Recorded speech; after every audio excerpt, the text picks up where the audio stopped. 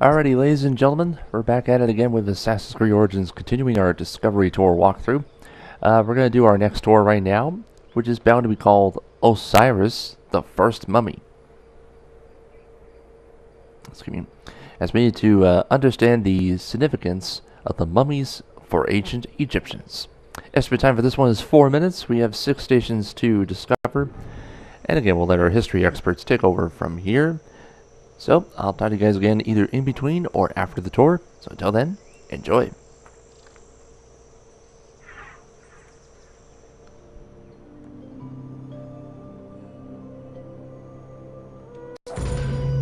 Welcome to Osiris, the First Mummy.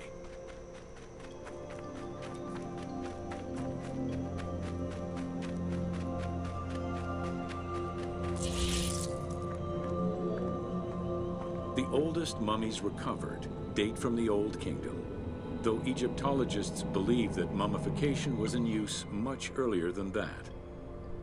At first, the body was mummified through environmental desiccation, by leveraging the dryness of the environment and the heat of the climate.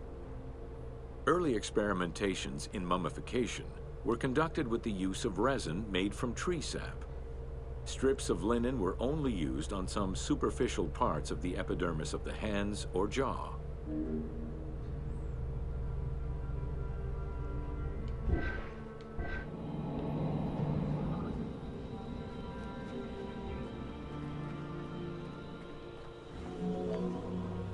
Ideologically, the will to preserve the body is not explained in any way until 3600 BCE. This is when the Egyptian belief that the body housed the soul was finally documented for modern Egyptologists to eventually decipher. It was not until the arrival of the myth of Osiris in the Egyptian religion around the 5th dynasty that mummification was thoroughly conceptualized. The practice was thereafter grounded in both a mythological and ideological point of view.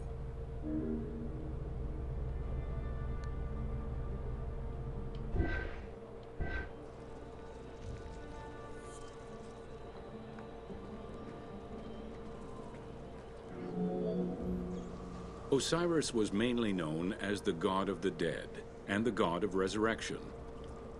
The most well-known Genesis myth concerning Osiris is that of his dismemberment.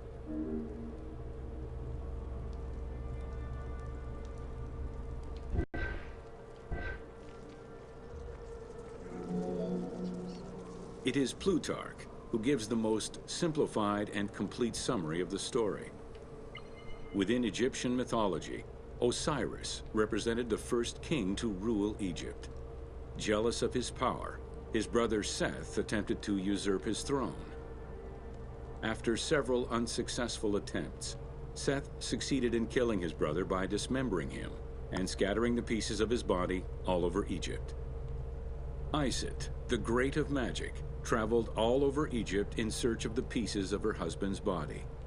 After a long search, she recovered all the pieces save for his manhood, as it was eaten by a fish.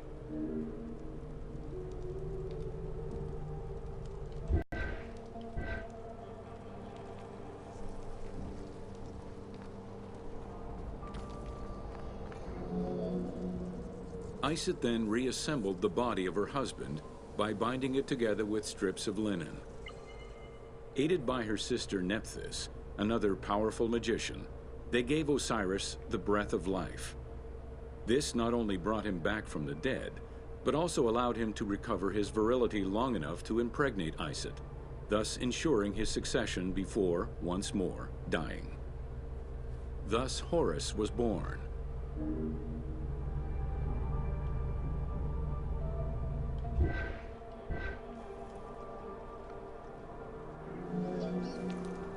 The ritual used to bring Osiris back to life essentially depicts how he became the first mummy.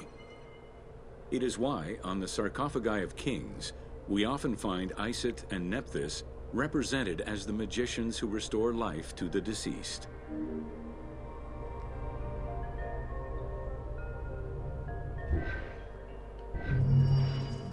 Alright, there we have it. So, that was another tour being completed as we learned more about Osiris, the first mummy.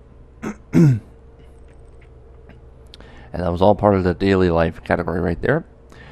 So other than that, we are going to wrap it up right here, but we still got plenty more to do in the Discovery Tour walkthrough. So till then, folks, thank you again for watching this. We'll be back next time with more. See you then.